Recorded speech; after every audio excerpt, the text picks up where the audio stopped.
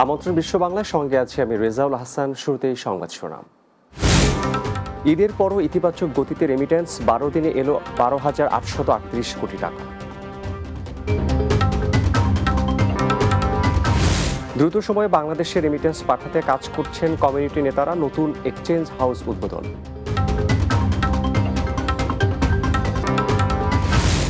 এবং সৌদি আরবে বাড়ছে বাংলাদেশি মালিকানাধীন প্রতিষ্ঠান, স্বাস্থ্য খাতে বিনিয়োগ করছেন নতুন উদ্যোক্তারা।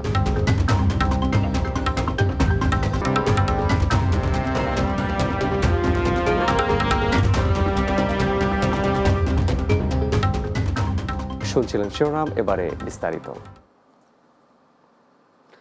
ঈদের পরও ইতিবাচক ধারায় আছে প্রবাসী আয়। চলতি এপ্রিল মাসের প্রথম 2 সপ্তাহে বৈধ পথে রেমিটেন্স এসেছে প্রায় 105 কোটি 24 লাখ মার্কিন ডলার দেশীয় মুদ্রায়, যার পরিমাণ 12,839 কোটি টাকা। দৈনিক গড়ে রেমিটেন্স এসেছে 8 কোটি 77 লাখ ডলার বা 1,070 কোটি টাকা। মঙ্গলবার কেন্দ্রীয় ব্যাংকের প্রকাশিত হালনাগাদ প্রতিবেদন থেকে সব তথ্য জানা গেছে।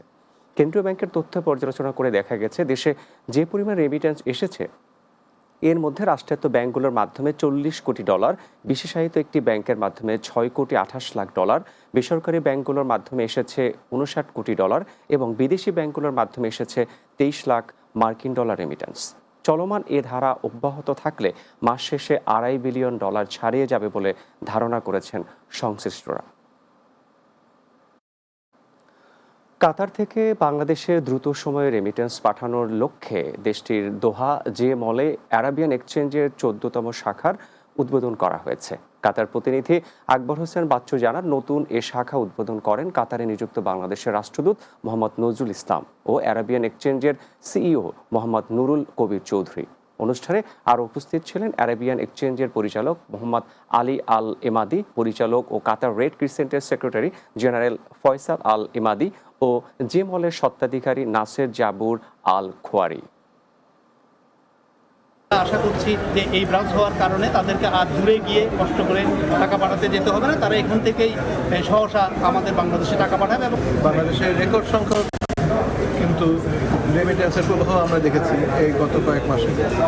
তো আমি অত্যন্ত আনন্দিত যে তারই ধারাবাহিকতায় আজকে আমরা এই আরাবিয়ান এক্সচেঞ্জের একটি যে শাখা উদ্বোধন করলাম, সেটাই এই রেমিটেন্স প্রবাহে আরও বেশি গতির সঞ্চার করবে।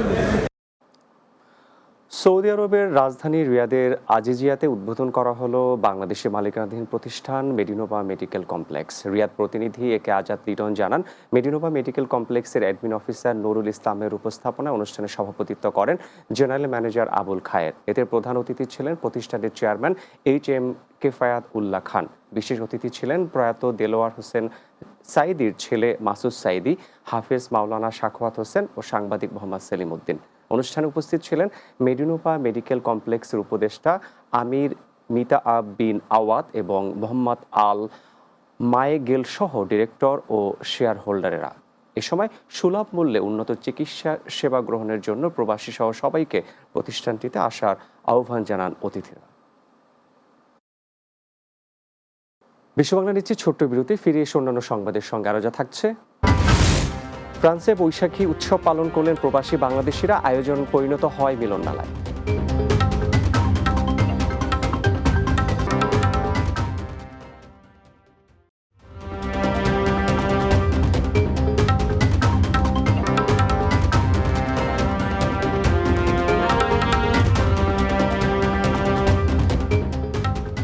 বিরতির পর স্বাগত বিশ্ব বাংলায় আরও একবার।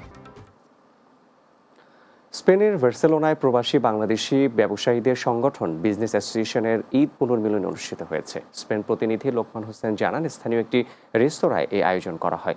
সংগঠনের সভাপতি শিপলু আহমেদ নিয়াজির সভাপতিত্বে অনুষ্ঠান পরিচালনা করেন সাধারণ সম্পাদক জসিম উদ্দিন। অনুষ্ঠানে উপস্থিত ছিলেন সংগঠনের উপদেষ্টা আফতাব নজরুল ইসলাম, আমিন আলী রফিক, নজরুল ইসলাম ও জাহাঙ্গীর আলম, স্পেন বাংলা প্রেস ক্লাবের নেতৃবৃন্দ। এ সময় নতুন ব্যবসায়ী সদস্য সংযুক্ত কার্যকরী কমিটির মেয়াদ সহ নানা গুরুত্বপূর্ণ বিষয় নিয়ে আলোচনা করা হয়। বাংলাদেশ জাতীয়তাবাদী যুবদল UAE কেন্দ্রীয় কমিটি ও প্রাদেশিক কমিটির উদ্যোগে মহান স্বাধীনতা দিবস ও ঈদ পুনর্মিলনী অনুষ্ঠিত হয়েছে। দুবাইয়ের প্রতিনিধি শেখ ফয়সাল সিদ্দিকী ববি জানান, দুবাইস্থ একটি হোটেলের হলরুমে এই আয়োজন করা হয়। আমিরাত যুবদল নেতা সরকার আহাদুজ্জামানের সভাপতিত্বে অনুষ্ঠান পরিচালনা করেন আমিরাত যুবদল নেতা আনোয়ার হোসেন ও সজীব গাজী। অনুষ্ঠানে প্রধান অতিথি হিসেবে উপস্থিত ছিলেন ইউএই আহ্বায়ক কমিটির সদস্য আলহাজ রফিকুল আলম রফিক। প্রধান বক্তা হিসেবে বক্তব্য রাখেন ইউএই আহ্বায়ক কমিটির সদস্য শাহেদ আহমেদ রাসেল। বিশেষ অতিথি হিসেবে উপস্থিত ছিলেন আমিরাত যুবদল নেতা বাবু নীল রতন দাস, ইসমত আলী, দুবাই বিএনপির আহ্বায়ক কমিটির যুগ্ম আহ্বায়ক জামাল উদ্দিন, দুবাই শ্রমিক দলের সভাপতি তরিকুল ইসলাম, আমিরাত যুবদল নেতা রিপন মজুমদার, সেলিম আজাদ মুন্না ও শারজা যুবদলের সভাপতি মোহাম্মদ আলী সুহেল সহ অনেকে। যুক্তরাষ্ট্রের ওকলাহোমা ইউনিভার্সিটির international student organisation ISO award 2025 অর্জন করেছে student association of Bangladesh SAB। আন্তর্জাতিক শিক্ষার্থীদের মধ্যে অন্তর্ভুক্তি, বহু সাংস্কৃতিক বোঝাপড়া ও সম্প্রীতির পরিবেশ গঠনে SABর অসামান্য ভূমিকার স্বীকৃতিস্বরূপ এই অ্যাওয়ার্ড দেওয়া হয়। শুক্রবার লয়েড নোবেল সেন্টারে ওকলাহোমা ইউনিভার্সিটির বহুজাতিক অনুষ্ঠান ইভ অব নেশনস বাংলাদেশি শিক্ষার্থীদের হাতেই সম্মাননা তুলে দেওয়া হয়। SABর পক্ষ থেকে পুরস্কারটি গ্রহণ করেন সংগঠনের সভাপতি জাহিদ হোসেন। প্রতি বছর ISO কমিউনিটি অ্যাওয়ার্ড সেই সব ছাত্র সংগঠনকে প্রদান করা হয় যারা পারস্পরিক শ্রদ্ধাবোধ, বহুজাতিক সংহতি এবং শিক্ষার্থীদের মধ্যে সেতুবন্ধন তৈরিতে নেতৃস্থানীয় ভূমিকা রাখে। ফ্রান্সে স্বরলিপি সাংস্কৃতিক শিল্পী গোষ্ঠী প্যারিসের আয়োজনে বৈশাখী উৎসব উদযাপন করেছেন প্রবাসীরা। ফ্রান্স প্রতিনিধি রাসেল আহমেদ জানান, প্যারিসের ববিনি মেরির হলরুমে এই আয়োজন করা হয়। সংগঠনের সভাপতি নজরুল ইসলাম চৌধুরীর সভাপতিত্বে অনুষ্ঠান পরিচালনা করেন সাধারণ সম্পাদক শাকিল সরকার।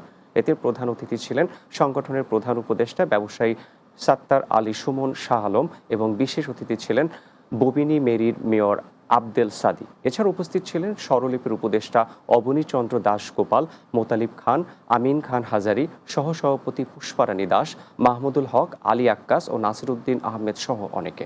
এ সময় সংগঠনের যুগ্ম সাধারণ সম্পাদক হ্যাপি চৌধুরী ও সাংস্কৃতিক সম্পাদিকা নিশিতা বড়ুয়ার যৌথ সঞ্চালনায় সাংস্কৃতিক অনুষ্ঠানে গান পরিবেশন করেন প্রবাসী শিল্পীরা। এতে নাচ, গান আর আনন্দ উল্লাসে মেতে ওঠেন দর্শকেরাও।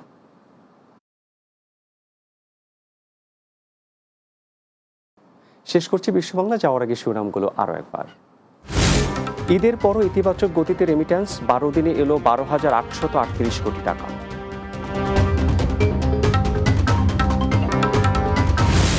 দ্রুত সময়ে বাংলাদেশে রেমিট্যান্স পাঠাতে কাজ করছেন কমিউনিটি নেতারা, নতুন এক্সচেঞ্জ হাউস উদ্বোধন।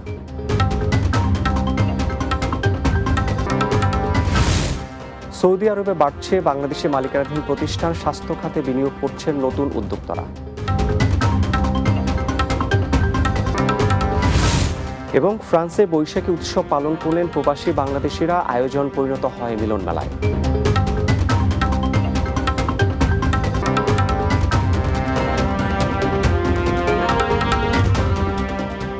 এই ছিল বিশ্ববাংলা। এতক্ষণ সঙ্গে থাকার জন্য ধন্যবাদ সবাইকে।